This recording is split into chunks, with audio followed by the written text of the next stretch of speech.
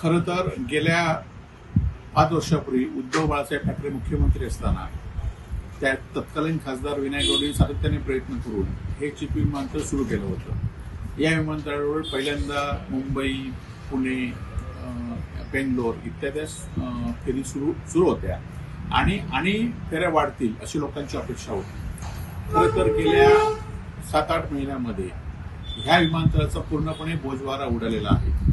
अनेक विमान ही अत्यंत वेळेत येत नाहीत, लोकांची गैरसोय होते आणि याच्या पुढे जाऊन आता हे विमानतळ बंद होण्याची स्थिती आहे। 2 दिवसातनं एक विमान आता सध्या सुरू आहे आणि सध्याच्या भाजपच्या नेत्यांनी, सत्ताधाऱ्यांनी, मंत्री महोदयांनी अनेकदा सांगितले की विमानतळ सुरू होणार आहे। येणाऱ्या 15 दिवसांमध्ये ही मुंबईची विमानतळ सुरू न झाल्यावर या विमानतळावर कुलूप लावण्याचा कार्यक्रम शिवसेनेच्या वतीने घेतला जाणार आहे आणि विमानतळाला कुलूप लावण्याचा कार्यक्रम जो महाराष्ट्रामध्ये कुठे नाही तो इथे या ठिकाणी करण्यासाठी आम्हाला भाग पडू नका एवढीच सत्ताधाऱ्यांना विनंती आहे।